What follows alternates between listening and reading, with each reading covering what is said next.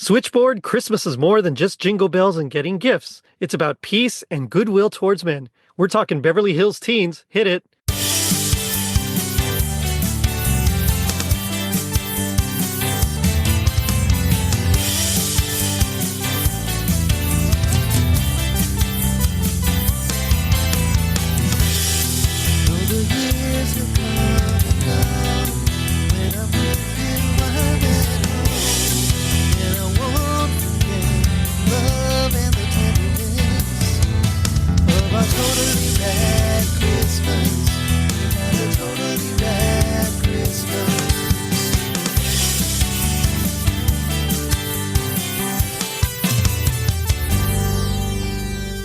It was 1987. The Monster Squad taught us that Wolfman's got nards. U2 still hadn't found what they were looking for. And the Beverly Hills Teens got the Scrooge treatment. I'm your host, Jerry D, with another episode of Totally Rad Christmas, the podcast that talks all things Christmas in the 80s. Toys, movies, specials, music, and fads. If it was gnarly during Christmas in the 80s, we got it covered. Now, joining me are two Totally Rad Christmas all-stars. My first guest, you'll remember from the horror movie BBQ. It's Chad Young. Chad, how's it going? No dough, no ho, ho, ho. We got to work in a Toby in that somehow, right? Oh, okay. No dough, no ho, ho, Toby. I love that. I've done one. Yeah. I love that. That's great. It's good to see you, man. It's been a while. Good to see you. I'm excited for tonight. Me too. Especially because of my next guest as well. You'll know him from, remember that show in West Week Ever? It's William Bruce West. William, what's happening? Bah, hummingbird. That's just my general how I feel. But thank you for having me. I understand. Sometimes there's some days where it's just bah hummingbird, man. Oh yeah. It's good to see you guys again. It's been a minute. I know, William, we haven't recorded since it's been about a year, I think. Yeah, ER was that's right. That's right. Yes. Another trip kind of show, but was it the George Clooney or the 80s? Yes, they're both the George Clooney. Oh, that's right. Okay, fair enough. Yes. That's right. I forgot. I was like, yes. Yeah. I don't know how else to answer. Yeah, no, it was the 80s one. And Ooh. It was Martha Quinn comes out in it in that Christmas episode. Yeah, like just randomly throw in Martha Quinn for some reason. Very randomly. Like she showed up that day on set. No one knew she was going to be there. Quick, rewrite the script. Get Martha in there. Right. Well, we're here to talk Beverly Hills Teens. Now, before we do that, just like Carol Kane did to Bill Murray in Scrooged, I want you to hit me with the toaster. So I'm going to ask you some questions and just hit me with the first thing that comes to your mind, okay? You don't have to think too hard about it. So let's say that you're making a live-action Beverly Hills Teens, but in the 80s. Who would you cast as Bianca? Susanna Hoffs, I feel like. Oh. She's the first. No, I was going to say Salil Moon Fry. She would have been too young. Oh, yeah. Susanna Hoffs. I'll just go with that. I don't know. I like it. I think that would have been like... I'm always thinking of Susanna Hoffs, so maybe that's just the... Dude, that one eye movement she does in Walk Like an Egyptian video, yes, please, all the time. Yep. What do you think, William? Phoebe Cates. Oh, Phoebe Cates. Of course. Yep. I was thinking Jennifer Connelly, but Phoebe Cates is better. Oh, no, I think you've got the best one. Let's be honest. I think Connelly, especially like retroactively, like after Requiem, I can't look at Jennifer Connelly in anything without seeing Requiem, and now she's ruined for me. So. I understand. All right. What would you title a Hallmark Christmas movie starring Troy and Lark? That's my answer, by the way. They're always cheesy. And One Rich Christmas. I don't know. I like that. One Rich Christmas. Christmas Kissing Cousins. Uh-oh. Yeah, I have thoughts on this group. Okay. Well, and last one. Let's say you're having Christmas with the teens. Would you rather trim the tree, go Christmas shopping, or go caroling? I'd rather go jump off a bridge than hang out with these. They are pretty awful. Yeah. Oh, horrible. Shopping just because they have money. Because they have the money. Yeah. Yep. Guess who's getting a Switch too? For real. Yeah, they won't even care. They'll just be like, all right. Yeah, I mean, Yeah, but the little kid has to use a time machine he built because it's 1987. Ah, okay. Well, then guess who's getting the USS flag for Christmas? Oh, dude, yes, 1,000,000%. Yup. Yeah, the flag and like every Drum big again. thing. Yeah. Yep. The hive. The Mhm. NES with the robot. Ooh. Nobody can ever Oh, explain yeah. the robot to me. Apparently, they only made 2 games for it, like the Power Glove. You A know? CD Well, player. Yes, yes. Well, that's just a way for our listeners to get to know you guys a little bit better. So thank you. Now, tonight we're here to talk Beverly Hills Teens.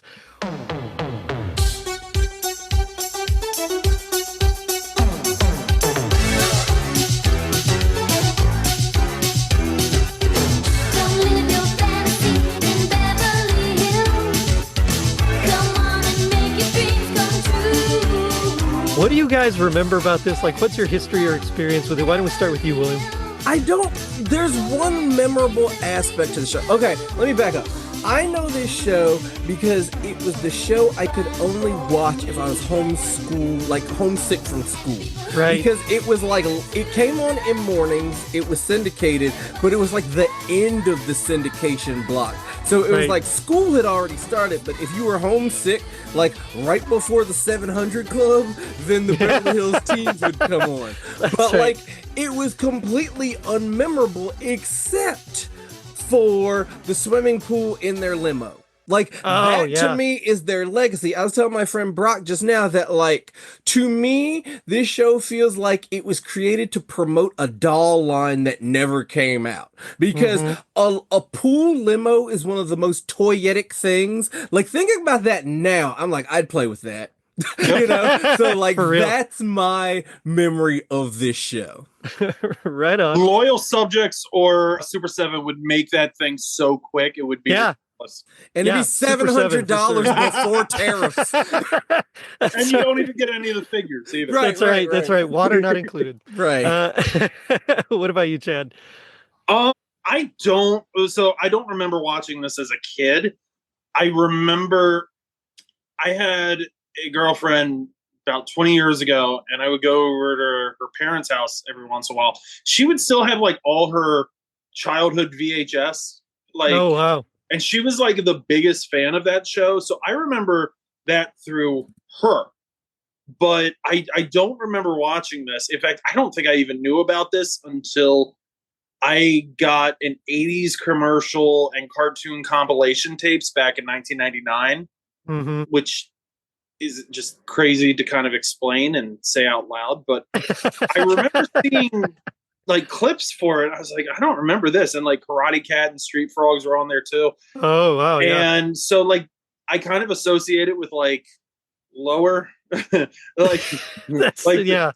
I hate to say it, I really do. It's going to just break my heart to say this, but this would be on like with Filmation Ghostbusters or that Raggedy Ann. No, not Raggedy Ann, but what was the Baby Seal? Just lower end cartoons at that time. Yeah. Fantastic Max. I remember watching the Filmation Ghostbusters and thinking like, which one's supposed to be Ray and which one's Yeah. supposed to be Venkman, Yes, and then yes. realizing, Yep. oh, this is a whole other thing, and being super disappointed. Well, Yes. I love that cartoon even now, and I love the Oh, yeah, character. it's great. Yeah. But man, no.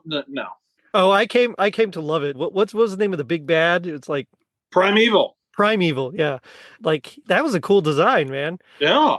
The There's, the toys are more sought after. Like to Yeah. find complete Filmation toys is Mhm. just like That's hard. Yeah. I used to listen to this podcast of a guy like he had everything, and I'm Wow. just like, how?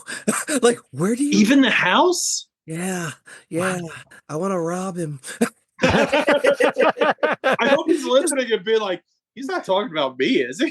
Like, you just never see it. Sometimes you might see Casey, who's all like beat up in playwear, but Right, you just right. never find those. That'd be funny if he's like RetroCon, just I guarantee you, will find. Well, someone will have one for like $1,000 in Right. the like the box, or And for then next to them, someone will have a corner of the box for $150. Yeah. Man, if you throw in like a Happy Meal, then he'll give you free shipping or something. Ooh, I like that idea. So I'm actually kind of, I do remember the commercials for it. I remember this was like a show that I was happy I could change. It was never a show that I wanted to watch at the time. So the whole thing about the show is that like it was made because they were sick of like all the, as they called, the neo-militaristic like boy toy cartoons, you Yeah. know.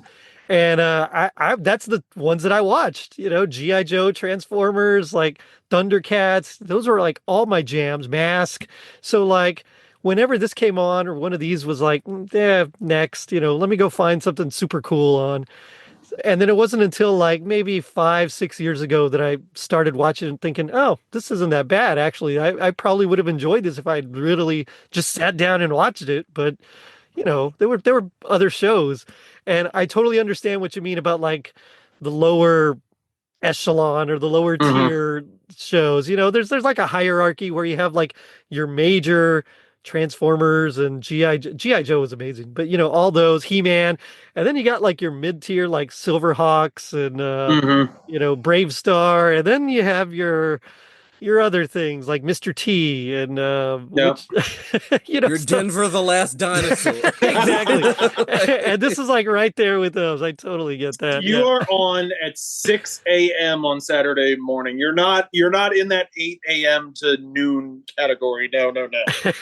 No, no. I remember getting up to watch The Visionaries at like 5:30 in the morning. So Oh my god. This show is like the kids' version of MASH. Like if you were watching this show, you were somewhere you weren't supposed to be. Like you That's right. either needed Turn to off be the in TV. school or you were up too late. Like that was what this show meant. That's right. Turn it off. Go to Yes. bed. Do Right, right. Mhm.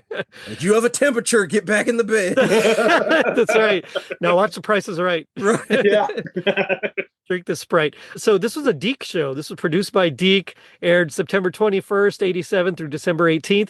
And the episodes we're going to be talking about were the very last two episodes of that 65 season run. So literally like that's it. After this, so I think spoiler alert at the end when Buck actually becomes good, like maybe he really does turn over a new leaf because Oh, maybe. we don't know. So I thought about that. Like, I looked up the episode order and I was like, in this era, there was no real like continuity or like character development. Right. But theoretically, and also they kind of like doing research on the show, they threw out everything about the show for this episode. Mhm. Like, there is an ethnic one. I don't know what she is. She's in the theme song. She does not appear in this episode. I hope she wasn't deported, but like she plays no role. no in promises nowadays. like season 2 was not gonna feature whoever Nope. she was. No. She would have been recast or redesigned. That's right. Right. That's right. In, Yeah. in 1980, so that would have been 88. No, she 88, would have been yeah. redesigned in a second. Yeah, for sure. Yeah. Yeah. So in this episode is a takeoff of A Christmas Carol, right? And like I wasn't expecting that. I didn't remember this one at all. So the first time I saw it was watching it like a few days ago, and I thought, oh, all right, we're in for something here. So it's Yeah. called Miracle at the Teen Club. Now the Teen Club is of course their actual like it's their club, their hangout kind of place. Is this someone's house, or is it just this was built for them and only them? Like, is that how rich and like high end they are that they got their own building built for them? Like, I think that's how I rich think so. they are. Yeah, yeah. so that would have been It's like the Place Max, that if but they for had like done a Richie toy. Rich, right? I didn't even piece that together that it was theirs. I thought maybe they had like rented it, but I read up how like retroactively people refer to it as Beverly Hills Teen Club instead Yeah. of Beverly Hills Teens. So the club is like a central thing, but I don't know Not here. how you get in or there's really no furniture there. I got a lot of problems with this club. Yeah. it's very clicky, right? You got Yes. you have to get like who do you know and you write letters of recommendation. I don't know. So let's run down the cast real quick and then we'll just like jump into this. All right. So this is a two-parter. It was episode 64, 65 here. It was aired like I said, on December 17th and then December 18th. And then that was it for the show. So Wilshire, who is the butler and who also played Buck Huckster, which that's hard to say, Buck Huckster. He's like the Yes. main character of this episode. Was Michael Beatty, who I knew as the Nutcracker from the Care Bears Nutcracker Suite. Hmm. I don't know if y'all remember that one. That's also a trippy one, but I think if it's the one I'm thinking of, he was kind of a Deke player. So he was pretty much in all of Deke's, like he was in Inspector Gadget. I think he was in like some Garbage Pail Kids. He did an he episode was, yeah. of Monster, and just random. He did the raccoons. He did, and it's just like he's one of those people that they just kind of called on. And I think he was only like 15 when this show was recording, if I'm thinking of the same person. I didn't really do a lot of research on these guys. No. I wouldn't expect you to. Most of these, I was like, I don't recognize any of these names as I was going through There's the one list. name we'll get to, and I'll say why I recognize. Oh, well, yeah, I think I might be the same guy. But yeah, a lot of these were same. They were just additional voices in a lot of shows, Yeah. like you're talking about. They're not main characters, just kind of additional voices. Tracy Moore, who played Bianca, was Princess Toadstool in the Super Mario World, or Peach, I guess, is how we would know her nowadays. Hadley Kay played Radley, the surfer. My favorite character. You gotta have a surfer. He was Tommy in the Christmas Raccoons, the little boy. And Oh, he's the one I was thinking of. I'm sorry. yeah, okay, yeah. Hadley Kay. He was also Nicholas Cherrywood in the Care Bears movie. Okay, yeah. So, that's yeah, he's the one whose eye he gets like the crazy eyes and all possessed and like, yeah. Good Is stuff. that the Grundle? Is that the cartoon with the Grundle as the villain? I think that's the one, yeah. Okay, then that's all I remember from that is like just remember thinking. Yeah, man, those Care Bear movies, those were I out of sight, man. I They were bet weird. they made two of them. Got to do something weird. That's right. So Corinne Coslow played Nikki, who also comes out in this episode. The only thing I recognized from her IMDb profile was Lady Retaxis from Babar. And even then, like, I barely recognize that. I watched Babar a little bit, but that's about it. Yeah. That bar was weird to me. I'm like, why is this elephant wearing a crown? That was an affront to me. Like, is he actual royalty or is he just a narcissist? Like, why is he wearing a crown? Oh, man. That's a good point. Is he? I hope he was think- like an escaped mental patient and he just like thought he was. He just Did he thought just was, come like, from royalty. Burger King? Like, what? That's right. Mary Long, who played Lark, I knew her as Mainframe from the Cops animated show. Oh, that's right. That yeah. was one of my favorites. And yeah, Mainframe. Sure. By the way, I gotta say, I'm sorry to do this. Go for it. Remember that show did a great episode of Yes. Pops. You guys really, really nailed it. Thank you. I didn't pay for this.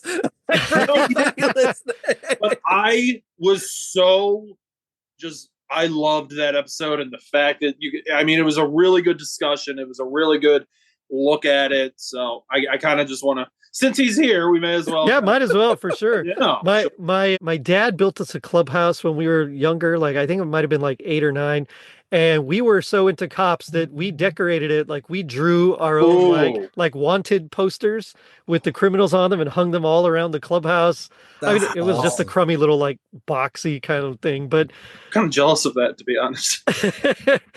and then I cut myself really bad trying to attach a lock, and like the nail just like went right into my Oh. thumb. So anyway, just a couple more here. Stephen McMulkin was Pierce. He did additional voices on Garbage Pail Kids and Alf. He was my favorite. Pierce Pierce is my fun, favorite. Yeah.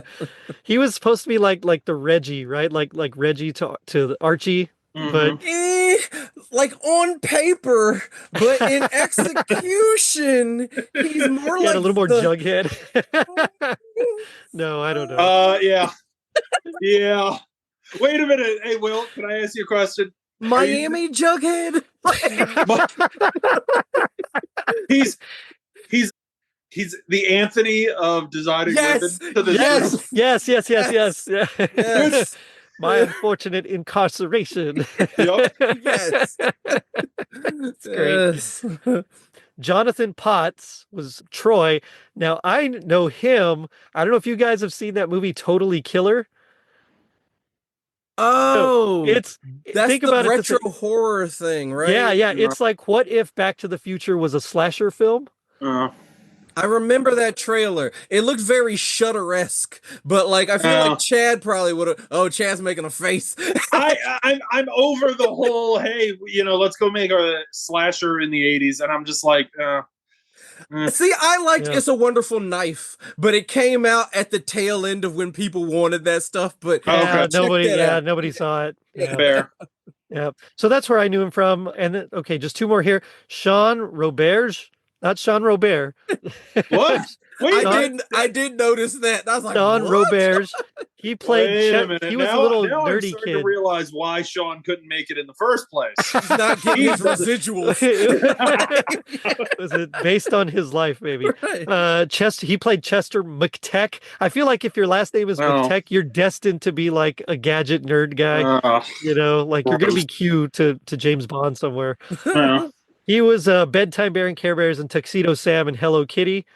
And finally, Joanna Schellenberg, who played Switchboard, who's also very important in this episode, and I didn't recognize anything she was from. So, Who did Terry S. Hawks did a voice for a couple characters. So right? she and Tracy Moore would go back and forth on Bianca. Okay. Terry S. Moore. Terry S. Moore. That's someone else. Terry S. Hawks was kind of the nasty mean girl in one of my favorite movies, Hello, Mary Lou, Prom Night 2. Oh, Who was man. also in the 80s Yeah. horror movie Killer Party. She went on, I guess, to do Sailor Moon or Sailor Moon's mom. I can't remember, but if you talk to anime fans, she's like royalty. She's big time. Yeah. Yeah. Well, same thing with Tracy Moore. Also went on to do like Sailor Moon. Yeah, they all did. I think That's that right. whole Vancouver group ended up just, hey, let's just do Sailor Moon for the rest of our lives. We don't have to worry about a damn. Hey, it's a steady gig, man. Well, People people forget how big Deke was. You know, Deke was huge. Like, Yeah. Deke was 80s animation, and it's really funny if you look at like the timeline where like it goes back and forth. Like Disney bought it, and then Andy Hayward got like some venture capitalists and bought it back from them.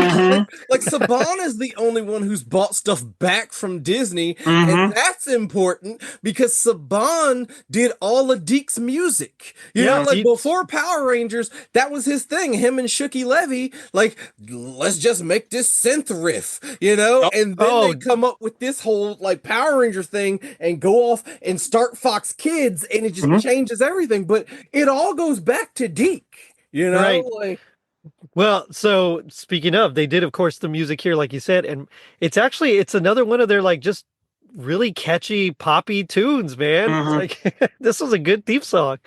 Like, wow, I like it.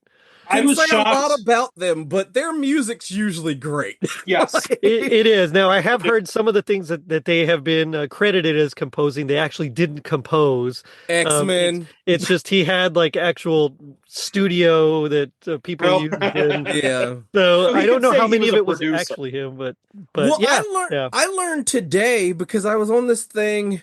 It's a long time. Basically, Saban produced the Fox Spider-Man cartoon, and they were saying how like he and Shooky Levy did the music for it, and they also did it for Spider-Man Unlimited. But they said that Saban did the composing under his other name, which is a name that in 30 years I had never heard of before. So now we've got Saban out there composing under pseudonyms. You know, This guy's done everything then. it was like this Japanese name that I'm like, I've never seen this in anything before. I had no idea. Yeah. Wow.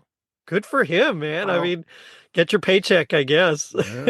But well, let's just dive into this Christmas Carol episodes, and we'll kind of take the whole thing. But it starts off part one. The teens are around the pool saying how they just can't believe it's Christmas. Doesn't feel like Christmas anymore. And one person, I don't remember who it was, is just like, well, wait till you open presents. It'll feel like Christmas then. And that's like the whole setup, because from there, Lark is like, well, it's not just about presents, it's about giving. And I got an idea, and like takes off. Switchboard, Christmas is more than just jingle bells and getting gifts. It's about peace and goodwill towards men. Men, right. So what are you giving Troy? A new car? I just think we should do something different this year. Bring back that old Christmas spirit. The irony here is we're doing this podcast and Will's going to know what I'm saying. This is essentially the same kind of conversation nostalgia bloggers have around December for Christmas. Like the same word for word, everything they're saying is exactly conversations you'll see every year. Yeah, it just doesn't feel like Christmas this year. Haven't started my countdown yet. Yeah. you know, Yeah. Yes, I've heard that. Pretty much. Yeah. Yep. It's true. That's I the love how sa- you said you can't remember which character, because that was my thing. They're Yeah. completely interchangeable. Yes. These They character really are, designs are basically J. Scott Campbell, where he just changes the hair. You Yeah. know, like Yeah. there's the brunette, the raven-haired one, the blonde. Then there's the one, Switchboard, because Switchboard is considered the ugly one because she's wearing glasses, but she has cute Hey. glasses. Hey, but that's the 80s. You I know, was gonna they say. deliberately gave her glasses, so it's like, don't you dare think she's hot. But we give her cute glasses with little hearts on them. We have to she's all that her. Somebody, please, exactly. she's all that Switchboard. Come on. That's like, because even the little like tech kid is really just mini Troy. They didn't try. Like looking at this show, it was kind of like let's say there was a public domain version of Archie that That's totally- was not the one that caught on, Yeah. but for some like legal loophole, like Archie 1.0 was up for grabs, and Haim Saban, being the cheapskate he is, was like, hey, Andy Hayward, why don't you jump on these Archie designs and put them in Beverly Hills? And he was like, brilliant, because It's they like- all are derivative Archie characters. They really are. Like I said earlier, I thought Pierce was like a Reggie knockoff, and Troy's like the Archie. I mean, it's just, they really are. It's like, what if Archie, but Richie Rich? Right. This Do that. is No. I was gonna say this is very much prototype for Saved by the Bell characters to a degree, I think. Oh, yeah, I could see that. Maybe that's me. Let me get your guys' theory on that. It I could- is. Well, go ahead. No, Joe. after you.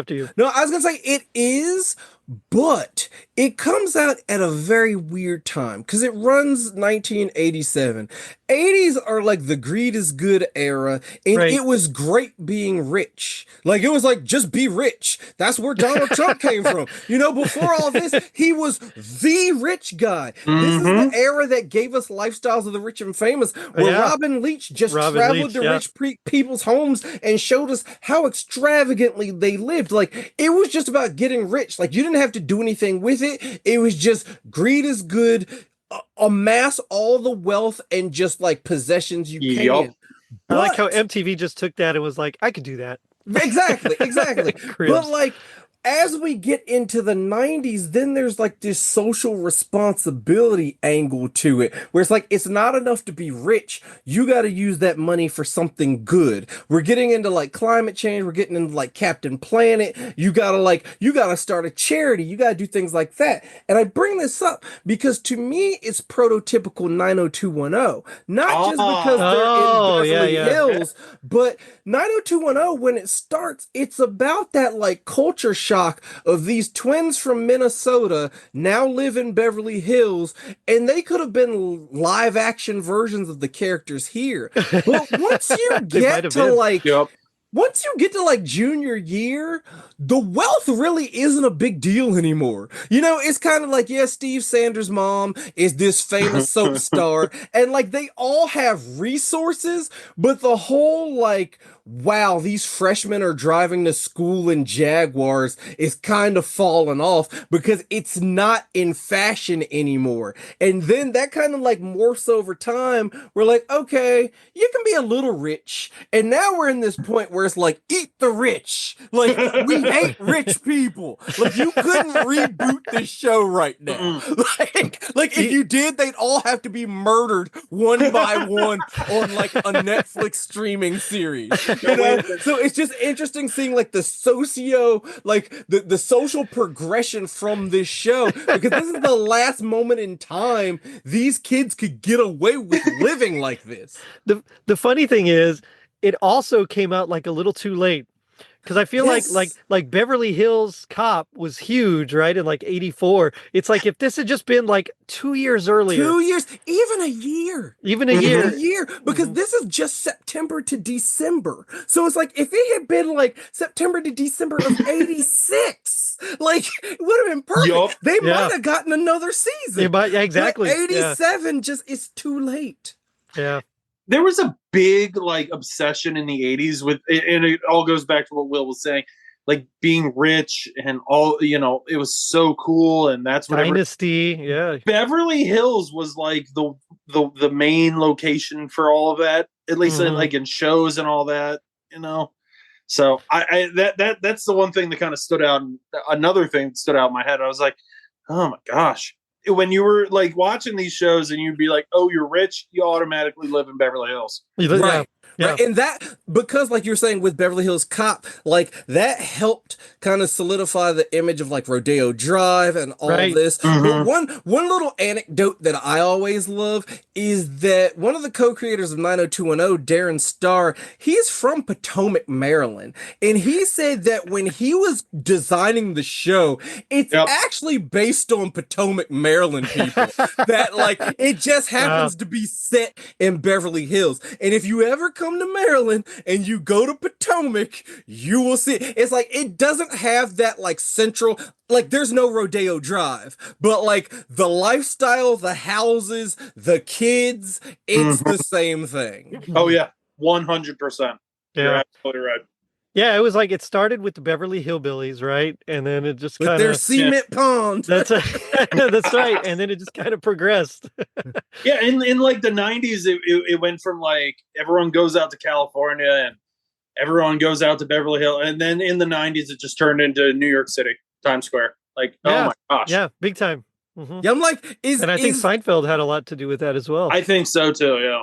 I'm like, is Beverly Hills still there? Like, it's still there. Like, do Yeah. people care? Like, is it No. just a tourist trap now? It's It's like the like last West time it was a thing Virginia. was like Clueless, right? I mean, Yeah. that's- Oh yeah. That's right. I forgot. So, Because that used Oh, to be wait a like minute. montage. It's like that was the like hot kid montage. Let's go shopping in Beverly Hills. And when's the last time a movie did that? I think you just said something. Maybe this was the prequel to Clueless. that's right. Except they weren't as bad as these kids it's been a while But- since I've watched it, but Clueless, Cher still has that social consciousness though She that I was does, talking you're about right. from the 90s. Yeah. Like that wouldn't have existed here, but Mhm. that is a result of this. yeah, okay. Well, Cher watched Captain Planet, and so it kind of turned her around. So, as all this is happening, Buck, he gets the idea that he's going to host like this just mega party, right? And he wants 16 reindeer on the Santas. There's going to be a huge tree and choir. He's going to go all out for this party, and he's going to charge an entrance fee. And all he needs is like 100 people. He'll recoup his money plus turn a profit. So, like, good for you, like doing the math on that. You got to work your way back, set your goal, work your way backwards through it. So, There were moments where I thought maybe I had a stroke because nope. I didn't think it was that bad of a plan. Like we didn't know how much he was going to charge. He said he only needed 100 people, and this is 1987 money. So I'm Right, just kind of right, like, right. yes, we're supposed to understand he's greedy and he's trying to find any chance to like make a buck, but I thought it was missing something like, oh, I'm going to shut down the orphanage so that we could use it for the party. Ooh. Like, there's no nefarious angle to it. So No. for them to do like the about face on him where it's like, sorry, we're all going caroling. It Yeah. was very like, it almost, and I don't know if this is the file we watched, but there were points where it felt like there were important parts missing because just watching it as it was, I would constantly be like, okay. The funny thing is, I don't think anything was cut. I think I those don't are the think full. so. Yeah. And that was another weird thing where it's like, there was a lot of editing needed. There's a lot of like establishing shots and stuff, which makes no sense given this is animated. Yeah. They paid some poor Korean animators to make this establishing shot of outside of the cabin. And I'm like when it's live action, that's just B-roll, baby. But like, no. Like they really needed someone to rein them in. It's okay, they had a it left over finale. from the Christmas raccoons. It's fine, you know. Yeah, it was the finale, and they had money left in the budget. You know, Go. That's right. Yeah. Pay him an extra 2 cents for every Right, fill. right.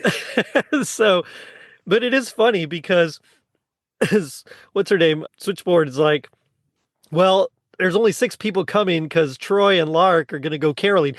Talk to me, Switch. How's it look for the party of the decade? Decayed is the word. Forget the 100 guests you were expecting. Big deal. A few dropouts. If I only get 60. Try 6. Including me. Where's everyone else going? Caroling with Lark and Troy. But also, why were those 2 things like mutually exclusive? Like, so okay, go caroling, then go to the party. Like, is that really a Right, big you deal? don't carol 24 hours after like 9 o'clock. People aren't opening People their don't want doors you to carol. anyway. Yeah, Right. yeah. Have you guys ever gone, like, Will, I know you have a musical background. Have you guys ever gone like caroling or done any of that stuff? Yeah, and most people, unless they know you, like caroling for strangers pretty much always goes bad.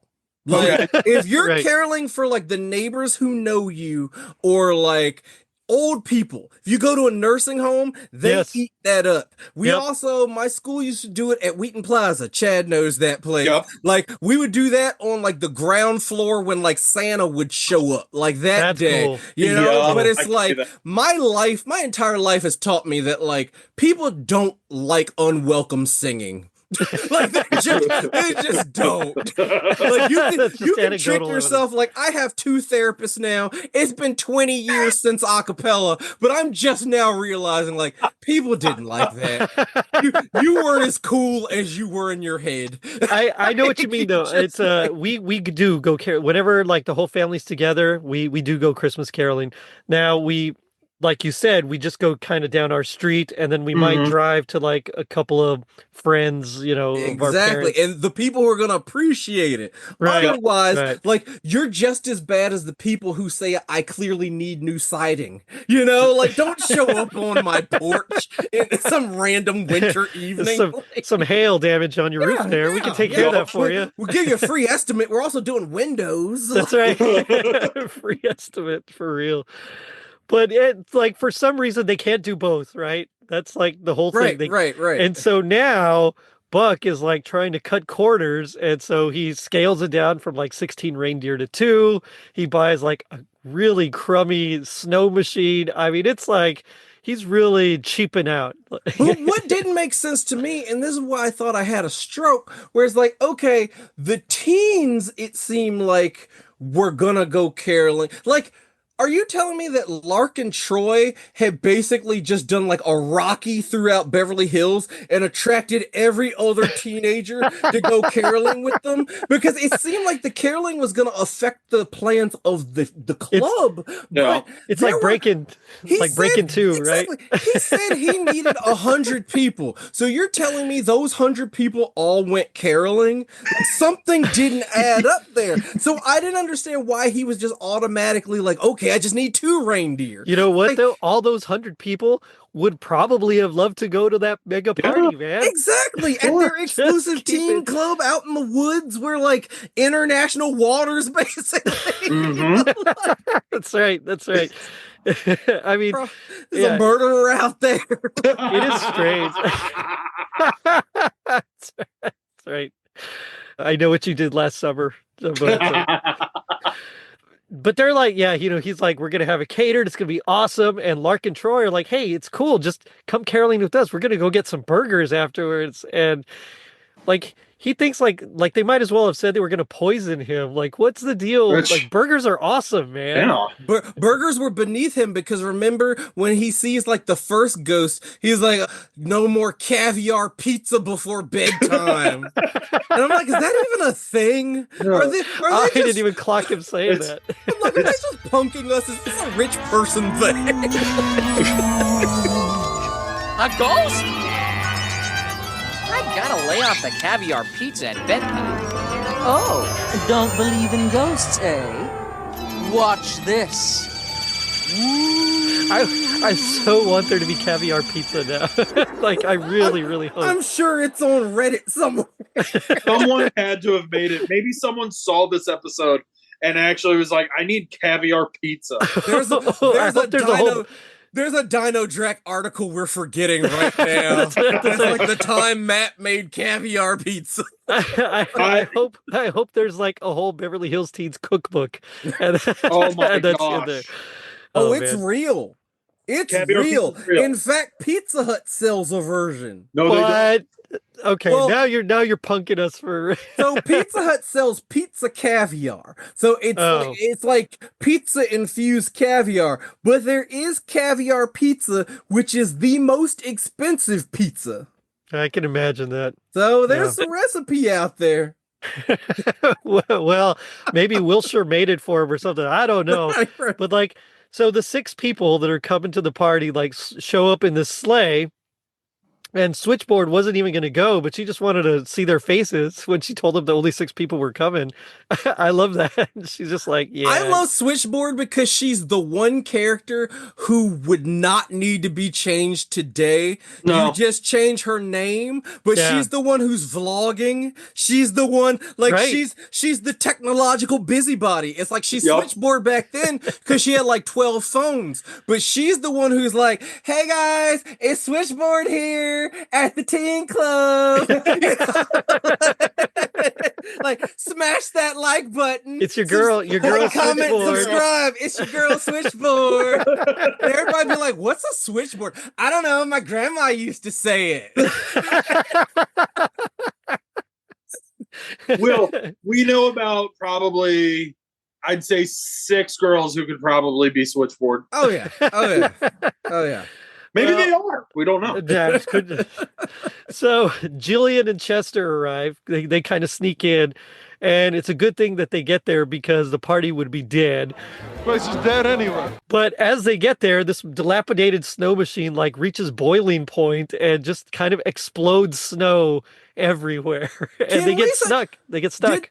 Did they show up in a spaceship? It's what it looked like, right? It's like this gold ship that, like, keep in mind, this is a terrible episode for someone who's never seen the show. Well, that's also true. This gold spaceship shows up. It opens up in miniature versions of the kids who are inside the club. Because keep in mind, they didn't differentiate the designs whatsoever. So I'm like, is this kid Troy from the past? Well, he's got glasses, coming so to he's not Troy. but maybe he got like Beverly Hills eye surgery. I don't know. Maybe. You know, but like there's LASIK a lot of before LASIK questions was a to thing. be asked. Like, this is our introduction to them. So Yep. it's like they didn't even show them earlier to like eavesdrop and hear about the party. So it's like, why are these space kids showing up? Like, and then Yeah. they make things worse.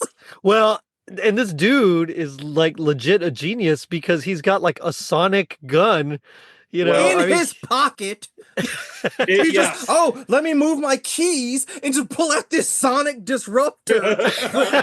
Sonic boom. But he's so smart, he doesn't realize it's going to cause an avalanche. yeah, Yup. yeah. You know what, Will? You kind of you got me thinking. Maybe this was a Deke backdoor pilot for another series that they were trying to come up with. I wish. Maybe. I would love to give them credit for that. I would love that little Wikipedia footnote. Like, this was actually going to be the further Oh, adventures of Hey, Chester. and- anybody can edit it. We can. It could be a Can thing. we? Did you? Okay, I'm sorry, Jared. Here we go. Yeah, Did go you for it, guys go for it. see the Wikipedia page for the characters themselves? No, The list of okay, whoever wrote this had to have stolen it from like series Bible. I'm just gonna do one. Okay, go for it. all right. The first one up is Oh, this is way too long. This is Bianca Dupre, and here's her description. Someone, I don't know who wrote this, but we need to get them on the show. A scheming, raven-haired beauty who believes she comes first above all things. This arrogant diva can often be seen riding around in her long pink limo with her dog Empress and her chauffeur Wilshire Brentwood. She dislikes nature in favor of a clean house and conditioned air. Should be air conditioning. Although in camping, she was excited about a camping trip. If for no other reason than the shopping required. She is very jealous of, oh my gosh, but this just keeps going on. And it's so detailed that somebody probably made like a GeoCities page back in like 2000 and did all of these. Or right. they stole it from like the series Bible, because there's no way a sane human being wrote these things. I wrote it. You I wrote wrote it. There you go. I love Bianca so much because she really is. We've got Veronica Lodge at home, and right. I love Veronica Lodge. That's right. Like when I read Archie, the I'm like, Timu how Veronica Lodge. Yeah. yeah, I'm like, how is this a competition? It's Yes. Veronica Lodge. I have always been Team Veronica. Oh, wow, okay. Always. She's rich and mean and hot. That's why we're all messed up in the. Yeah. She'll make your life horrible, but like you'll like it, kinda. Yeah. Everybody wants a Betty until they see a Veronica. Let's be honest. But we've gotten ahead of ourselves. The little kids showed up in a spaceship and created this big blizzard, fake blizzard kind of things. They're all stuck. Somehow the phone line's dead, of course. The power goes out, of course. Yep. So they light some candles and they're like, all right, let's tell a story. How about a Christmas carol? And, they play on words carol and then bam, they're right into it. So the science doesn't work. Because they got this fake snow machine to like kind of zhuzh up the ambiance, but like the whole forest is snowy, but there's one machine. And like just to jump ahead, when at the end there's a bulldozer, so that implies it plowed snow some distance, so it's not just isolated to like the acre around the house. So that'd be awesome if I don't know why they needed the snow machine. Just say they got caught in a blizzard. But it's like this was an example to show how wealthy they were. But there's no snow machine, especially that Rube Goldberg machine they had right there, that was gonna make as much snow as they needed for this catastrophe. It's a snow machine that made the snow when Homer and Mr. Burns get stuck in the cabin. Hope that wasn't an avalanche. Be a chum and take a look-see. You got it, buddy.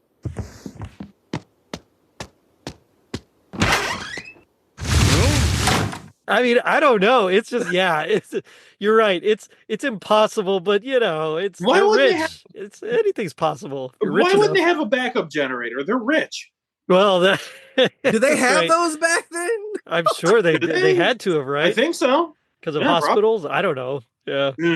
I wouldn't know. I wouldn't know. I feel like common backup generators are a product of like Desert Storm fears. Oh, maybe. It's the same way we had gas masks in our crawl space. Like I don't know anyone who owned a generator prior to 91.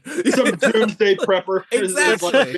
Everybody's like, someone who watched a little too much Red Dawn, Like now it's like a requirement. All your neighbors are like, gotta have a generator. No, I'll just use yours. You don't know what's going to happen. I'll kill you and take yours. Yeah, why not? It's the purge over here. Right. So they tell the story about Scrooge, and this is where it's like dream sequence. They're telling the story and they recast themselves as all of the characters. So of course, Buck is Scrooge and Bianca kind of goes off on him. But this Scrooge is a savvy businessman, not a miser. And he owns... what do they say? He was in the Christmas tree racket. Yeah, that's it. He had the biggest Christmas tree lot in town. Soon, it was the only one. Because he bulldozed the mall. So this business that's only lucrative 1 month a year. I know. Like you really got to be like making bank during that season. Why would, Otherwise, especially these teens in 1987, there's no way that they would be friends with him after he bulldozed a shopping mall right? in 1987. But there was another Yeah, I saw mall Breaking' like Two. across the street. You know what I mean? Like, they're Oh, rich. okay. That's what we're supposed to take away from this. You know, it's like the Christmas tree. That's what we have to talk about. How rich people's impression of poor. Because when they're trying only to have show one what swimming pool. poor is, like the woman comes in with a Christmas tree and she Yup. gives him the cash and he's like, "You've only got 400 here, toots. It's 500. It's 100 a foot." And then he cuts off the top foot of the Cuts tree. off. But you're like, I have never paid $200 for a tree. No. Like 40 years later. I'm just No. but these are poor people to them. You Yeah. know? Like, so this is Yeah. what we're working with. Like when the ghost of Marley comes back, he's adorned in credit cards. In credit cards, The debt he racked up in his life. You know? Well, the funny thing is when he like the way it's animated, I did not think they were credit cards until they said it. I was like, are those travelers checks? Like what? I was trying to figure out what they were, you know, and then they're like credit cards. They were like, gift oh. cards for Blockbuster. I knew they were McNugget, credit the $5 McDonald's cards. Yeah, pretty much. they were cartoon credit cards They were because you know, cartoon like the cartoon, like you always open them and they fold out to show that you Oh, got a yeah, lot yeah. of debt. You know, That's there's right. certain cartoon things that's like you shoot the gun and the bang flag comes out. Like it's just certain Right. tropes. Like that was a cartoon wallet. Guess what my next cosplay is going to be? It's going to be him with all the credit cards. With all the credit Yup. cards. Guess what I'm showing up for at RetroCon? Exactly that. I dare you. Don't dare me. Don't No, you- no, I don't Do dare it. you. I don't. I'm sorry. I don't. Yeah, I retract do that it. dare. So they imagine like London as Beverly Hills. They even say Scrooge kept Marley's name on the sign because he was too cheap to hire a new sign maker. You know, little things like that to kind of bring the Christmas Carol spirit into him. And yeah, he has a nephew, and the nephew's played by Troy and Lark, the nephew and the wife. And I mean, it's just they recast everybody in such a way that it's like, okay, this is pretty obvious. Bob Cratchit's going to be Wilshire, and you know, I mean, like, I wasn't sure. Like at first, I Really? thought Troy was going Yeah. to be Bob Cratchit because I forget the nephew part because some interpretations don't always have the nephew. So like, but you always have to have Bob Cratchit. So I kind of thought it was going to be Troy because I don't really understand Wilshire in that like he's a butler, but he's roughly their age. Yeah. So it's like not only does this violate child labor laws, but it's also kind of like indentured servitude. Like I just like I don't get it. So It's- I thought it he was was be a- Troy. he ran his car into their car, and then the judge sentenced him to be their butler. Yup. There you go. The lost pilot. That's right. I mean, Seinfeld's wife stole that cookbook, so I wouldn't put it past him. Oh man, yeah. So I mean, Wilshire is like Bob Cratchit character in this. He breaks like the ornaments from the Christmas tree lot, and so he charges him 10 times as much and hasn't paid him in what does he say, a year, something like that. I mean, Why would you be working for someone who doesn't pay you for a year? That's Yeah. kind of on him. Yeah. I'm sorry. I'm Wilshire not- was look, dumb. If my employer misses one paycheck, guess who's looking for another job? Guess who is not coming back until I get paid? You see, Yeah. I kind of laughed at that part, but you wouldn't believe how many people out here right now have not gotten checks in like 6 months. And like, it doesn't apply to us. It applies to like CEO executive level. Because like if a company files for bankruptcy and they got to do restructuring, you're really working on like a promise at that point. Right. You know, if you don't leave and you want to see them through, you're working on the promise that you will be made whole when they emerge from it. I know people at Diamond Comic Distributors right now who have not been paid in 3 months. Yikes. So it happens sadly, Okay, but it's fair like enough. it doesn't happen for everyone. It wouldn't happen for a Wilshire. There are other butlering Oh, yeah. jobs out there. Are you yeah. kidding? It's Beverly Hills. Everybody needs a butler, right? Right. like just They're on okay. the yeah, go- they're go like work for on the someone street else. corner. They're just like kind of they someone. It's like you drive up and there's a bunch of butlers just waiting for you right there, and they're Like "Okay, at a I Home want that Depot? one." Those like at Home Depot, those they're weren't all- butlers, Chad. They Oh, were well. they were well dressed, but those weren't butlers. Well, Uh-oh. some people have Welcome certain to Totally fetishes. Rad After Dark. Some people have certain fetishes. I don't really want to get into it right now, Oh man. So anyway, he goes back to his mansion and he sees like the face on his the hood ornament on his car changes to a different Yeah. face. It's like the But whole whose face was it? I didn't get that. I don't know That was whose another face it stroke was. moment where I'm like, should I know that face? Yeah, I think it was Is that- supposed to be Pierce's face because Pierce is the one that's cast as Marley. So Yeah. I think it was his, but like you said earlier, who can tell? Because they all look the same. They all look the same. And keep in mind, we don't meet Miss Ethnic till like Act 3.5. So Hey, it I mean- wasn't her. I tell you what, I could tell Shipwreck apart from Duke, apart from Spirit. Like I knew these guys. I couldn't tell any of these cats like at I all. only knew Switchboard. That's it. No. So, that's right, because she had glasses. Yeah. I did like how when he gets to his house, there's like a Mona Lisa hanging there. You know, he's like surveying his bedroom, and I was like, the Mona Lisa? Like, I don't want In his that in bedroom. my room. No, God, that's just boring crazy. and depressing. I don't didn't even look at it. notice that because Chance's art was too big. Like I hate how like pop culture thinks it's this like masterpiece. It's like 11 by 17. Yeah. Like you go see it and It you'll was never pretty get big. close to it because everyone's taking pictures, even though they say no flash photography, and all your pictures are just a flash bouncing off the glass. of glass, yeah. It's a very small painting. It's like a 2007 digital camera with the flash where it like bounces off and all you see is the glare. And a like bunch of, the like, fuzzy reflection, dots. the reflection of you taking the picture. Yes! That's right. That's right. Like, wow, what a good picture at the time. And now looking back, you're like, oof. Right, right. I did also like how he gets a cookie served to him by like Inspector Gadget arms, you know? Which it would make sense because, you know, Deke was Deke, doing yeah. Inspector Gadget, so they could make that work. Because they would do that they sometimes. probably cut costs by doing that. You know, Well, just they add would do that sometimes. They would like kind of find ways to like sneak in other characters. And I feel like Inspector Gadget was probably the one they did it with the most. Mm. You know, but yeah, I wouldn't be shocked if that's what they were going for. That would be cool. I would watch it. So Pierce as Marley comes in and he proves that he's a ghost by creating like this big indoor lightning, like energy electrical storm, which I actually thought was quite a good effect, honestly. But other than that, it's like, all right, thanks for not painting my name. You know, I'm wearing the credit cards, like you said, all that jazz.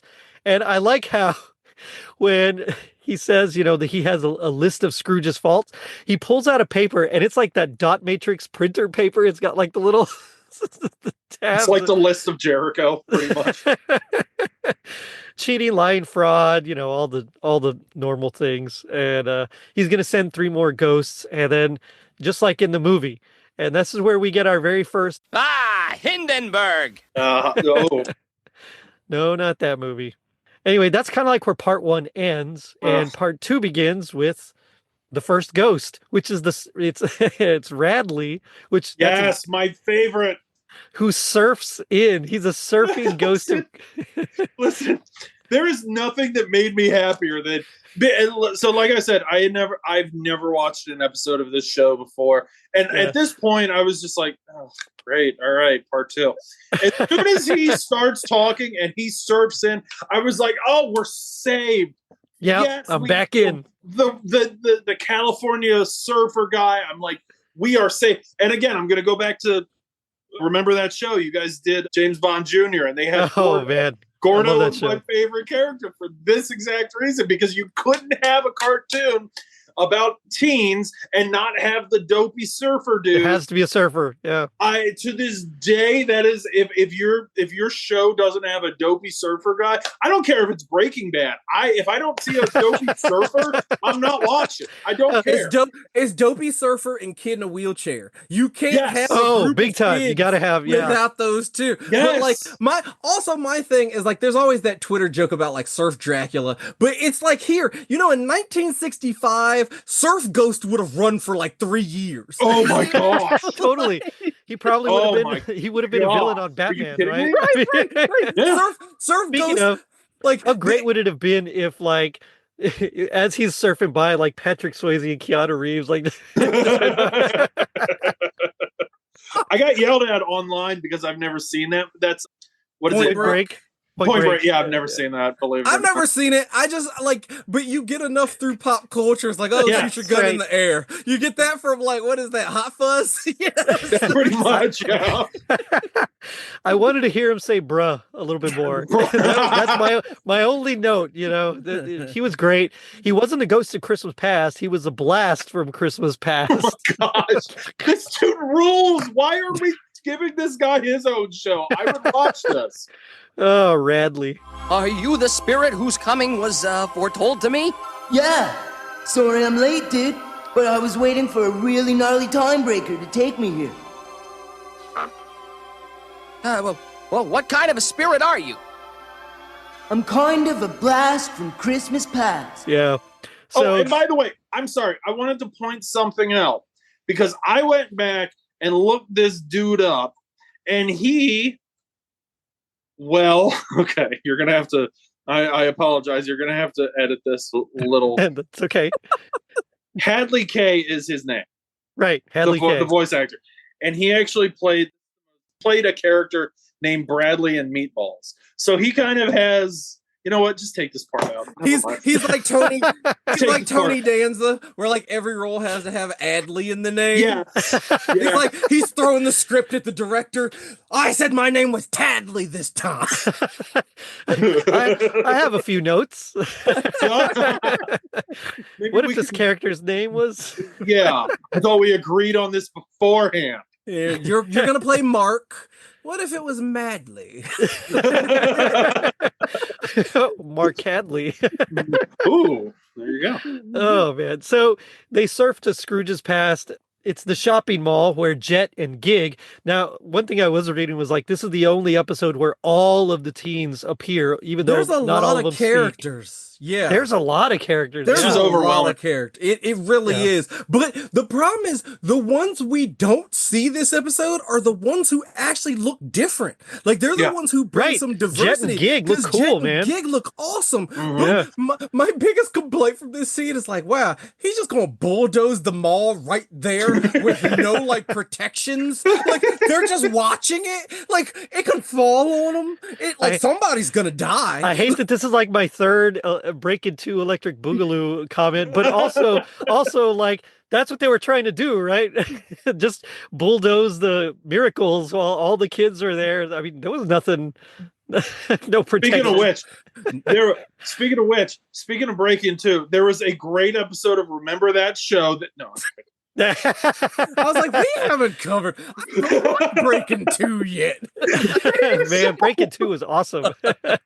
I saw Breakin' 2 before I saw Breakin', and to me, oh goodness, Breakin' 2 is better. Even though it's not, it's better. Well, Breaking 2 has the pop cultural footprint because the whole like shutting down spinning the room, youth yeah. center thing, Mhm. that Yeah. was like every teen movie for like 30 years. And I always That's thought right. that was Breaking. Like I didn't know the difference. Like I discovered the retroist like a year ago, and I've just been like mainlining his archives. And so when he got to like Breaking, I was like, you Just mean hook it to Breaking my 2? veins. Yeah, I was like, Breaking 2 is the youth center? Yup. Breaking actually sounds terrible. You know? Yeah, Like, it's- Breaking It's 2 sounds Breaking is just what's that like? Save the Last Dance, basically. You know, Well, they were like racing because apparently it was like someone else had rights for like a breakdancing movie. So Well, Beat but Street they came were out like- around- yeah, on the same and they were time, on too. the other coast. So it was Yep. like the race to see who could get theirs out 1st. Yeah, I Mhm. missed that whole Yeah. whole era. Yeah.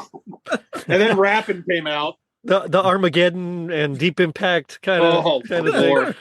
Anyway, so they apparently Jet and Gig would give free concerts every Christmas. Fifi would give free haircuts to like those less fortunate, and Scrooge evicts them to tear down this mall. Remember those two? They gave free concerts at their music store. And there's Fifi's salon. She gave free hairdos every Christmas. Hey, sorry about the store, but we need the space to open up a Christmas tree lot. I'd like to point out that Miss Ethnicity was the less fortunate getting her hair cut. Because at first I was like, oh, is that Fifi? And I was like, oh, she's in the chair. What was her name? Was it Chanel or something I like think that? it's Chanel. Like, because like it was on the Wikipedia and just context clues. I was like, she's not Bianca. Like, No. she's not Ray. What's her name? Troy and something. Lark. Lark, but with an E. But like, I want her to Larky. be Lark because of Saved by the Bell. But Right, like, she's yeah. not Lark. Yeah. So it looks like it is Chanel. Okay. If Google is Is it Chanel Johnson? Chanel Jackson, Rodriguez. Johnson. Chanel King, Chanel Garcia, Chanel Rodriguez. Chanel Rodriguez. Yup. It's Chanel Spencer. And here's how she's described. Oh my gosh, guys, wait a minute. There is a Beverly Hills teen wiki. Yeah. And this is how Everything it's has a described. wiki. Yeah, that's true. I think AI just makes another. There's a West Week Ever wiki somewhere. This is how they describe Chanel Spencer. Chanel Spencer is a character from the Beverly Hills Teens, the lone African American of the bunch. So we get the next ghost, and it's Switchboard as the ghost of Christmas Present. Or excuse me, not. She's telling about the ghost of Christmas Present. She's taking calls. They like travel via landline to Scrooge's like poor nephew with only one pool. That's how you know he's poor. Right. Jeez, this is where we get the the hummingbird because he bought a bird feeder. So Is this also where we get the line no dough, no ho ho ho? so that was a little bit earlier with the tree. Okay. And the lady, yeah. Those you're gonna have to bleep me on this. Those motherfuckers knew what the fuck they were doing with that line. you know, because I know, and I know Will very well. I know he heard that line and had the same thought that I did. I gotta admit, I didn't. I had fully bought into the kids' cartoon here. But now that you By that mention point, because I was really trying. This is probably one of the first Christmas specials that did not successfully get me in the mindset of Christmas. I can watch Christmas stuff any time of year. This one never gets me there, and I'm trying. I'm just like, come on, Christmas, Christmas, Christmas. So I missed that shit. Oh, but you're not wrong. Yeah. So he realizes they don't respect his success. Bianca says she feels sorry for Mrs. Cratchit and poor Tiny Tim, and that's kind of where we veer off to them. It's Wilshire as Cratchit, Bianca's his wife, which is kind of weird, and then the McTech guy Chester is Tiny Tim, who didn't have glasses and couldn't see anything. So he didn't have a handicap or anything. It was just he couldn't see. And later on, we find out from Christmas Future that he blows up because he worked at a dynamite factory. Hold on, they did the best line, and I had to write it down because they're talking about Tiny Tim. And he was like, yeah, he was blind and he was always running into things or something like that. And I was just like, oh my God. Like, I kind of show this. Again, another thing that wouldn't quite fly by today's standards. Well, like the comedy writer in me kind of thought they like squashed a great joke because Dynamite Factory is just like scorched earth. No, I want him to walk into traffic or something. It was like poor Tiny Tim, he didn't even see the truck. You know, something like that. But why would he work in a dynamite? He just went straight to Tom and Jerry because I think that's why the absurdity of it, right? That's the whole thing. That's the joke. This was the part of the show where I was just like, oh, come on, this can't be real. This is half the writers had gone to the Christmas party by this point. Yeah, They're that's just right. finishing That's up. right. We're sending it to Korea in the morning. I want to get home for Carson. It's 5 o'clock. Come on, let's go.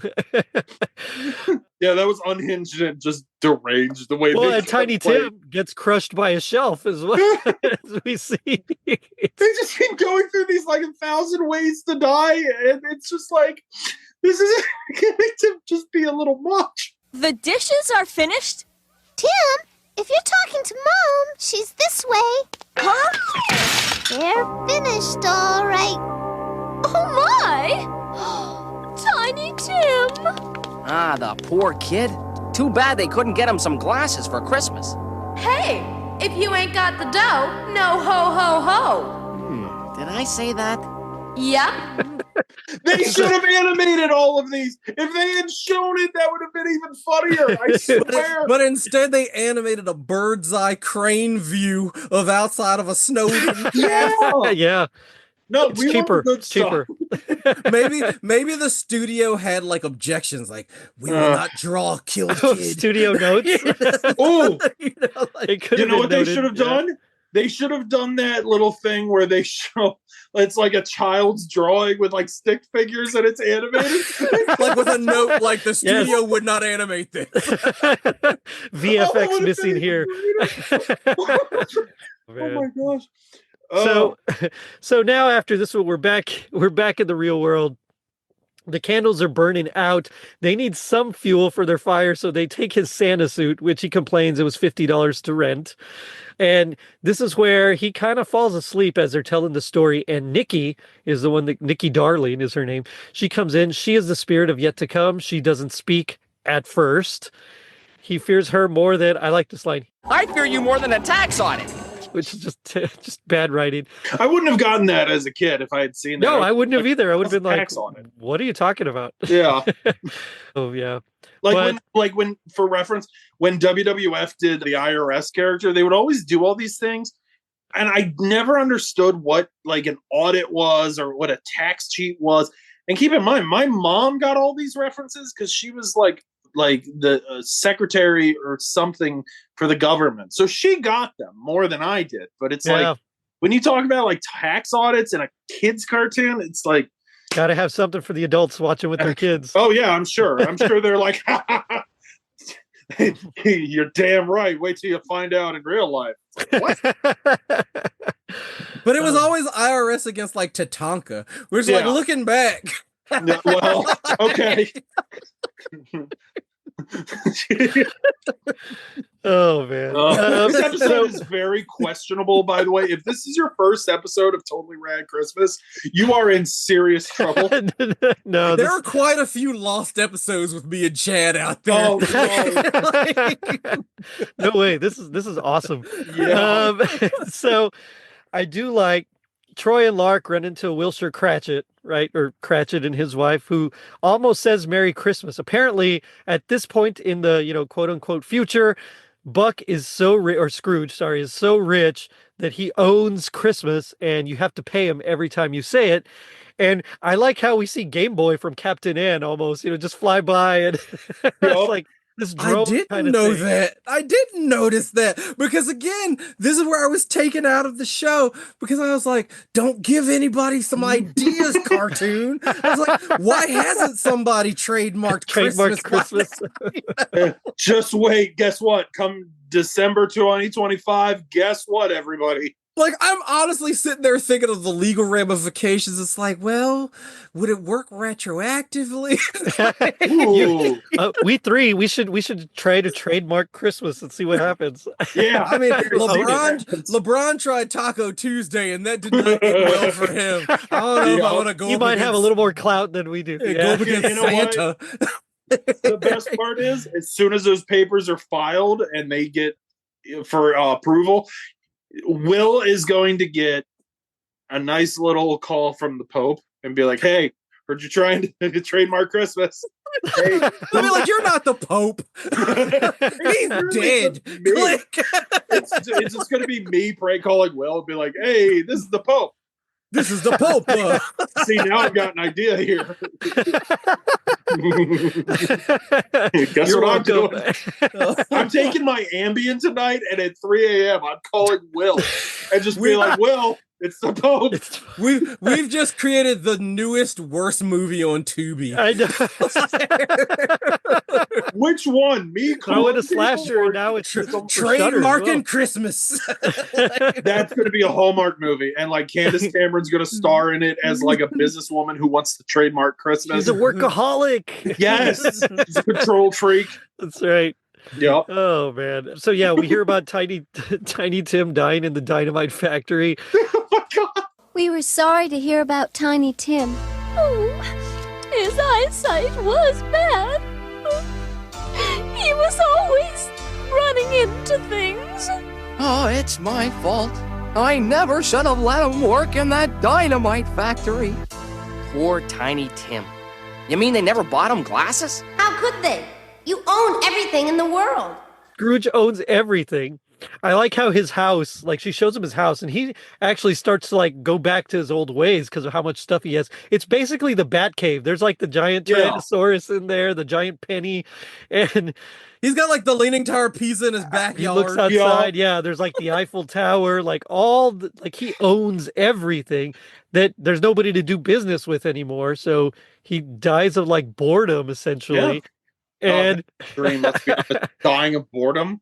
Oh man, guess what? I'm gonna be dead in a week. By the way, this is not a good way of showing children, hey, being rich is bad, because you look at all the cool stuff he has. Dude, he it has, was like, cool. Yeah.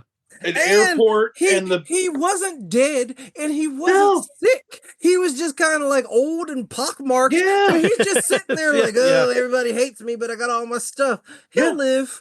He'll be fine. He'll be fine. I'm gonna go play with my flag now. I'm gonna go. He's got the Statue of Liberty and the Eiffel Tower. I'm just like, I would be thinking, oh man, I could do that. If I were a kid and I saw that, I'd be like, damn, I kind of want one. I want to go buy like the Washington Monument. And I would hire Chester McTeck and be like, make them fight. That's right. That's right. You can do it. I know you can. Oh, Jerry, what was the name of Robbie Wrist on Kid Video?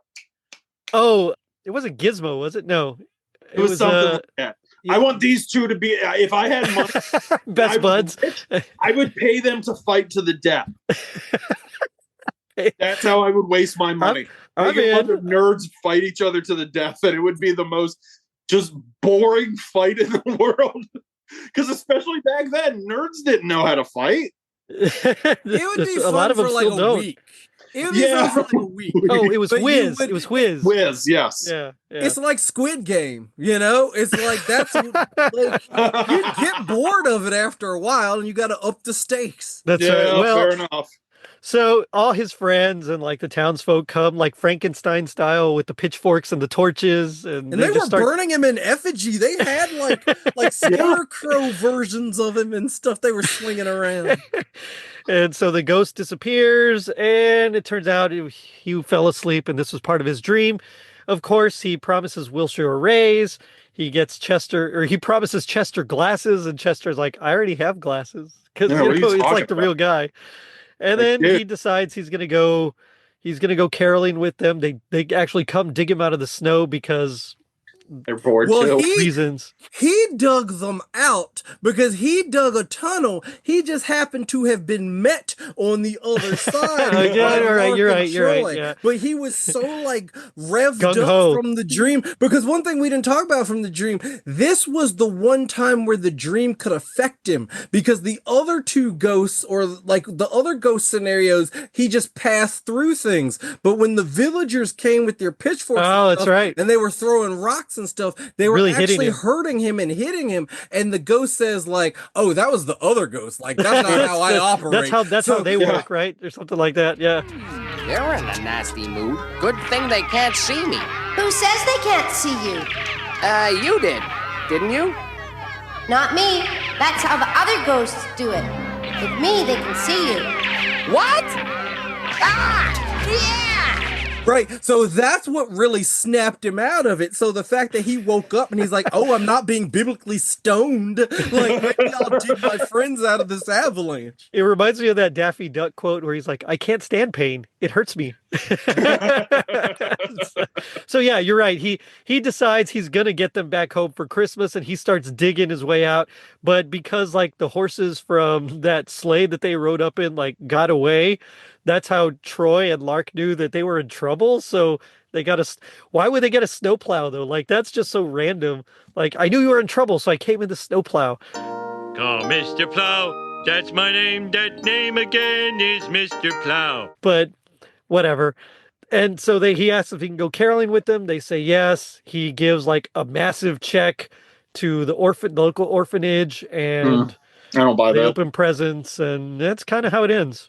But we missed the best character of the whole thing. The one with the most personality is the little girl at the orphanage who gets the final gift. Where like she's trying to open it, she's trying to tear it with her teeth, and then she like she sings some of the carol, but it's like one of the most obscure lines. Like a little 5-year-old is not gonna jump in your carol with this verse, but that's what they chose. Like, it makes no sense. It would just be fa la la la la. That's all she would know. Yeah, like you're saying with the snowplow. I thought for sure they were going to come in a helicopter because this is the late 80s. Like wealth means helicopter. You know, like that show, oh, you have your own helicopter. Like everybody has a car, but no, a snowplow, missed opportunity. But it's Troy and Lark. They're the down to earth rich people.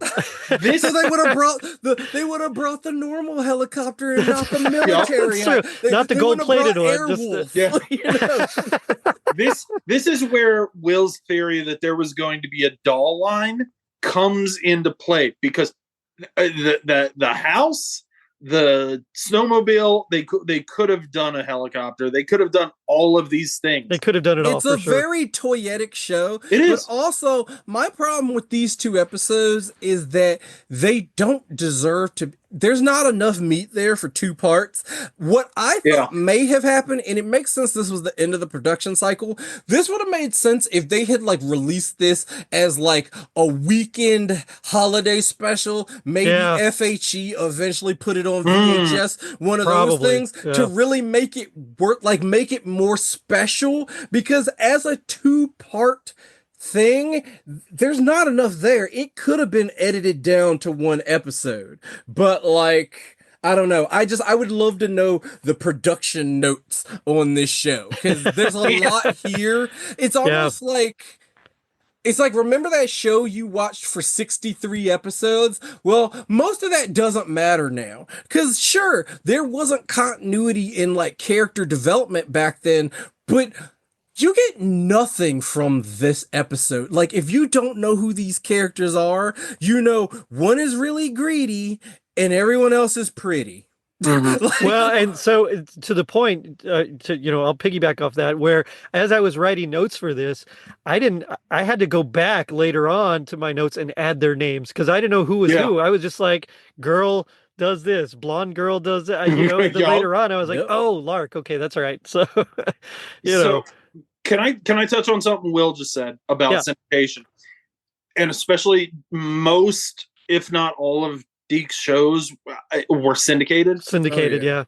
That was a big thing in the 80s, especially. So this episode, there's a chance that this episode, you only got 1 episode or 1 part, and they broke it up later. Shuffled. Yeah, it could have been shuffled. Like the next day could have been a regular episode, and a week later they would have played the second Looking part. at you, Lionel's Anointment Trials of Thundercats. Oh, I hated that so bad. That's why, like, the only way you could guarantee it in syndication was it had to be a special. Like, this is one of those things that, like, it happened to air, like, before a Lou Rawls telethon on a Saturday. You know, like, this wasn't in the normal weekday batch, but, like, later on, it's the way, like, the DuckTales movie Treasures of the Lost Lamp is chopped up for the episodes. Like, that's how it was in future. But if we went back to 1987, there was a Care Bear Christmas, there was this. It was probably like a whole day, maybe the day after Thanksgiving. You know, that's usually a big day for those kind of specials. So I don't know. I wish there was more text and scrolls about that. This is another one where there's not a whole lot of like info. There's like stuff about the show, but not about like the making of the show. There's not even a self-published ebook on Amazon. Inside Beverly Hills Teens. I would have read it. But I do have a question though. What would you guys say is your like happiest like memory or moment with the show? Radley surfing in. That was a good part. That's all I'm gonna get. And he's the only one that I remembered his name, because I was like, oh, thank God. Here he comes. Here comes my savior of the show. Like, nobody else I remembered. Like, as we're talking, I still could not tell you the rich kid's name. I can't even remember Bianca. I remember her name because they said it a bunch. But they did. I did not, like, I did not have any investment in these characters. And I know that I'm a 41-year-old man, but there is nothing to make me pay attention to other than the surfer. He's essentially Malibu from American Oh, man. Gladiators. I'm still trying to find a Christmas connection to American Gladiators. I want to You talk give about me that enough so time. bad. I have a hard drive that Adam Riches sent me of the entire beginning to end. I will find that for you. You give me enough Okay. time. All right, let's do it because I loved American Gladiators. And you're Yes. right, he's totally Malibu. Yeah. They don't have conventional enough names to remember. I remember Bianca to this day because you look at her and you're like, oh, that's a Bianca. Yeah, You know, right. like, that's a Bianca. But no one else, like you just don't. I mean, to me, it's what's my favorite part of the episode? It's hard because I really didn't like these kids, but I really didn't like them. But I will say, probably the moment when I realized I had a crush on Switchboard. Because, like, she's the That's most fair. accessible one, even if it's just like she's the busy, but like she's the information broker. Like, I kind of relate to that. Like, I don't relate to like the rich kid I or the definitely like don't. the hottest kid, but like the one who like wants to know everything and can barter information. And like, I understand her utility in the group. There's so many people there. There's like a redhead. I don't know what she did there because like she would work if you didn't have the blonde. Like if you didn't have, I keep wanting to call her Kay. It's Lark, but Lark, it's because the stupid E at the end. Like if you didn't have Lark, right. then like the redhead made sense. But with Lark, it's like that's one girl too many. Now you're dealing with a Korean boy band. You got 7 guys. You only need 5. You only need 5. Yeah, they've proven it over and over again. 5 is the So like, but yeah, I mean anything with Switchboard pretty much because like looking back over it, I'm gonna have to go. that's good. I think for me, it would be the terrible line about Tiny Tim blowing up in the dynamite. It just made me laugh because it was so dumb and out of left field. I was like, what? Can I pull the curtain back just for a second? Yeah, I have go for to it. mute myself twice. Whenever it's brought up, I have had to mute myself twice. So because I have just laughed so hard when we talked about it. And it's one of the dumbest and most psychotic things I have ever heard. Exactly. Fantastic. You know why I'm pushing against it is because it wasn't earned. This show, like that joke I is get too that. good Yeah. for this Yeah. show. You know, it's like it's like the janitor popped in. I was like, like fix the script when everybody was in the bathroom, and then he read like, "What are you doing in here, Jenkins?" Oh, just sweeping, just taking out the trash. you know. But it's like he put that good joke in there because it's unearned. It's a flat show, and then they're blowing up kids with dynamite. They're blowing up blind kids with dynamite. Suddenly, we're in Adult Swim now. You know? I think that's why I like it though, because it's such a non sequitur. It's so cheap. It's so cheap, and it's very Family Guy, right? It's very Family Guy. It's very Family Guy, and there are some moments where like it does some things that I personally love, but I know don't fit with the time. Like when when he refuses to badmouth Scrooge, and Bianca has this stank on her face about how like she refuses to toast to him and all of that. Like that's a very whacked out scene in a lot of ways, more than just blind Tiny Tim. Like that should have been the special. Like right there. Like that act is better than the whole rest of the thing. But like between favorite moments is crush on I want to say Switchblade. That would have made her really awesome. That's a whole other show, yeah. Switchboard. But also from Compton. Chad will be with me here, but also when the ghost of Marley comes in and it clicked for me, where I was like, oh. Oh. I see what we're doing Yup. here. Like, we can't say it because it's 1987, but Yup. we'll look back on this and Oh, he'll yeah. be a pioneer. Yes. You know what? Yes. That's all I'm going to say. Yes. I am completely, yes. Because when we first meet him and he has the bow on his hair at the pool, you think it's just like, oh, it's just poolside goofing. And I didn't know their personalities yet, so I thought maybe he was the Screech. But like, it's that later scene, and the bow is still on his head. And I'm like, okay. Yep, that was our hint. Yeah. So, I'm going to go back to the comparison I made and say it's Anthony from Designing Women. Yes. Yep. You all can read into that as much as you want. That's right. It's up for Yep. Well, now we come to my favorite part of the show, which is a little segment I call Gag Me with the Spoon, where we do our best impression of our least favorite part of this, this episode here. As a guest, so I'll let you go first. Just kind of set up the scene for us. And why don't we start with you, Chad? Damn it. Okay, I can go first if you want. Because I don't have the script ahead in front of me, so I can't go through the whole thing. But my least favorite part was not remembering who was who. So I can't really do an impression because I can't remember their names. Because anything that didn't have to do with Bradley, I didn't give a shit about. Like, I just didn't care. Like, once that surfboard disappeared, I was out. Oh, man. What do you think, William? Well, mine, like we mentioned it already, but it's like it's during the ghost scene and when what was it? Bunker? What's his name? Buster? What is this rich kid's name? Buck. Oh, cause that's better. Buck. Oh yeah. Buck Huckster. That is hard to say. Buck Is that the rich kid's name? Is that the main one? Yeah, he's the Scrooge of this episode. Yeah, he should have gone by the Buckster. The Buckster is here. Buckamania. Right. Like, no, my least favorite part really is anything where they go overboard to show that these kids are rich, which I know is the point of the show, but sometimes they take it too far. So when he's like, ugh, no more caviar pizza before bedtime. I don't think I will ever be rich enough to have caviar pizza. No. I'm okay with that. No. Because caviar pizza sounds disgusting. So I'm not going to mention the store name, but I work at a store and we actually do sell caviar.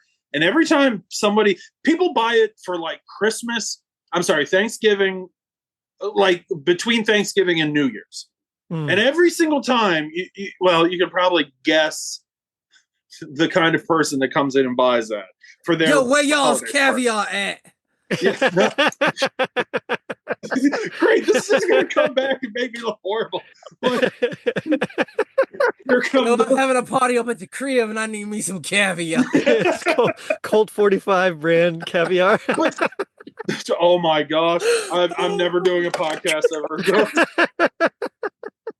But it's always like $50 for a can. Whenever I ring it up, I'm like, what? And like people always tell me, oh yeah, you put it on crackers or Melba toast. And I'm like, I am not coming to your party. I'm never coming to your Thanksgiving. It just looks nasty. But it's like you're told that like it's this decadence. So you got to, but like I eat like a 5-year-old, so I missed out on a lot of nice meals because of the presentation. Really, I have a bunch of I have a container of goldfish in my cupboard right now. I'm not paying $50 for caviar, and I'm definitely not coming. And then imagine putting that on the goldfish. Ooh. It might make it taste better, honestly. Look out, Rachel Ray. Here comes my cookbook. Well, now isn't caviar just like, oh gosh, you're gonna have to edit this out. Isn't it just like fish? No, it's eggs. Fish eggs. Yeah. Oh, that's it. That's even grosser somehow.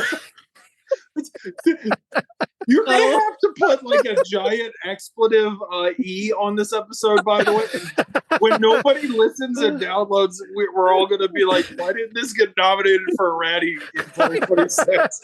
Oh, it's gonna be nominated. Oh, it's gonna be memorable. I don't know that. I've been having a blast so far. We're coming for you, Conan O'Brien. So I went with a line from Buck. So this is where Larkin and Troy have already invited him to go caroling. Now, this is where he's Scrooge and his, quote unquote, Larkin Troy as his nephew invite him to go caroling. And he says, "Again with the carols? Will you two get out of here?" And I was like, all right, that was bad. Gladly. Yeah, Gladly like get out of here. That was bad.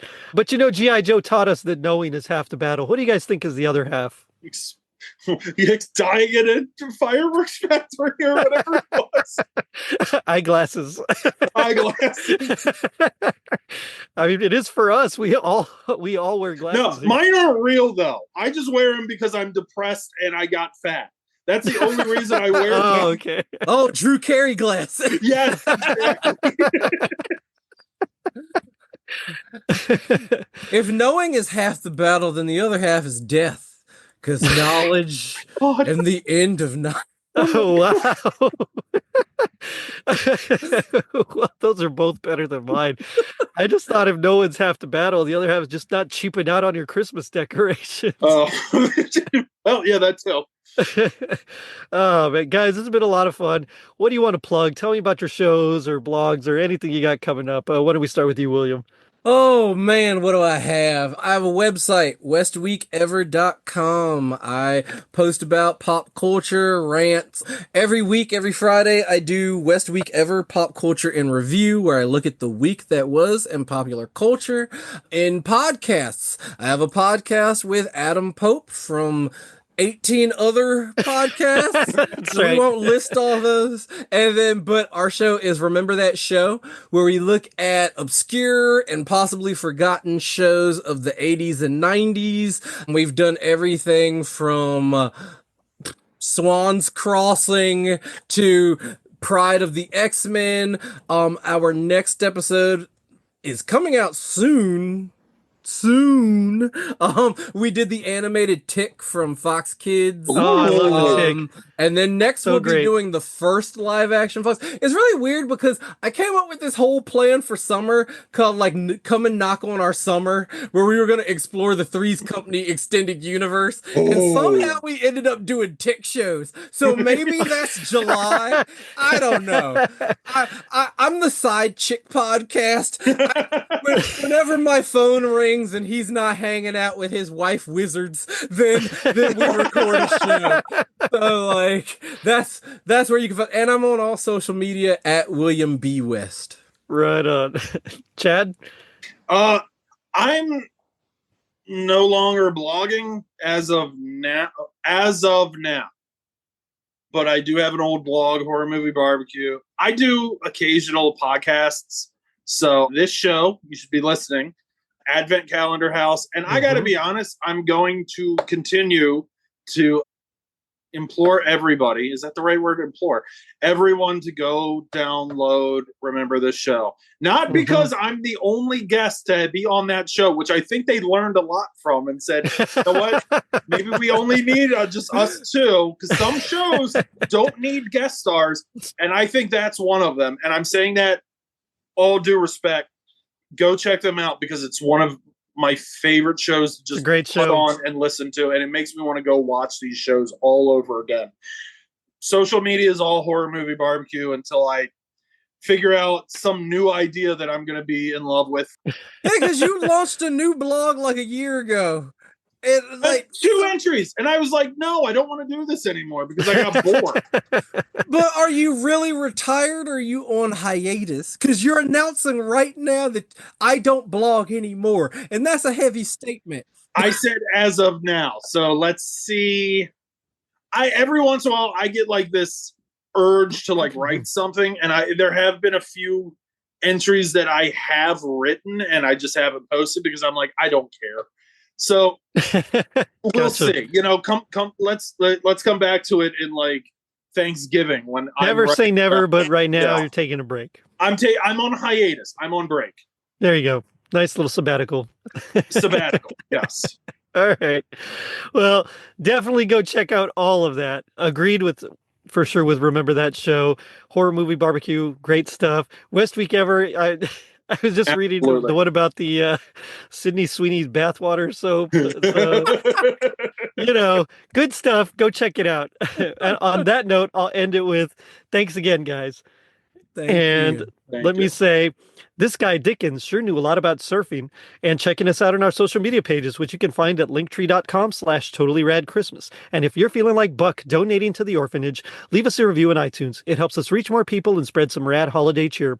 Now, don't forget to check out our merch shop on tpublic.com and our super dope website, totallyradchristmas.com. God help us all, everyone. Later, dudes. Don we now our gay apparel, fa la la la la la la la. Hey! Oh! Whoa. Yay!